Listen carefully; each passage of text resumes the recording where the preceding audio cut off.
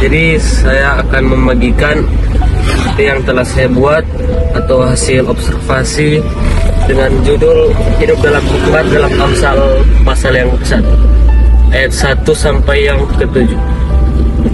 Ini dia.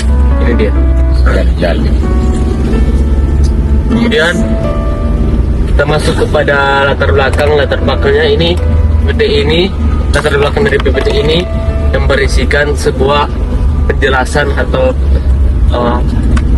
tentang Amsal ini, seperti tujuan dari Amsal 1 ayat 1 sampai 7 ini, dan juga kita masuk kepada latar belakang dari Amsal 1 ayat 1 sampai 7, bahwa yang menulis ini adalah Salomo, yang penulis yang menjadi sumber tradisi hikmat dari Israel. Kemudian lanjut, ini itu Salomo. Lanjut. Untuk memperoleh hikmat dalam bahasa Ibrani yang berarti hokmah. Hokmah ini lebih dari aktivitas mental. Jadi lebih dari aktivitas mental itu jadi sebuah tindakan begitu.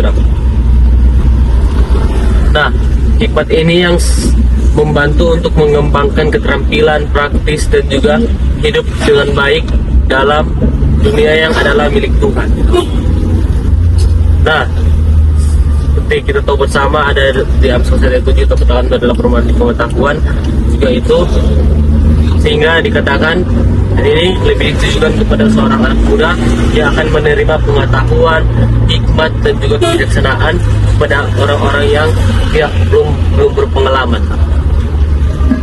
Kemudian agar kita dapat takut akan Tuhan, kita hidup dalam hikmat. Kemudian di latar belakang Amsal 1 ayat 1 sampai 7 ini memberikan penjelasan bagaimana hidup yang baik dan juga hidup berhikmat. Masuk kepada observasi. Ini ada 3 bagian, yaitu observasi, interpretasi, dan aplikasi atau metode OIA.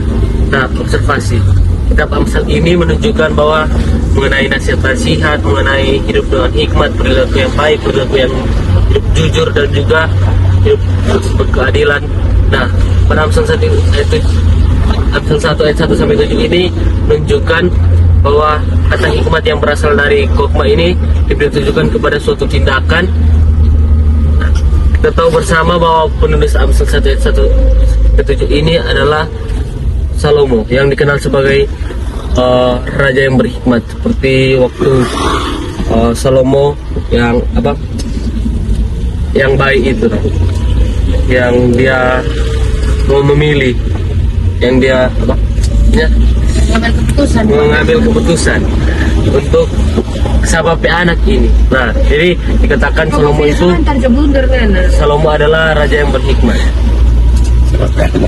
Kemudian dalam ayat ini kita tahu bersama bahwa dalam memperoleh hikmat menurut kita adalah pengetahuan, tetapi dalam Ibrani itu hokmah adalah yang lebih aktivitas fisik. Kemudian kita masuk kepada interpretasi.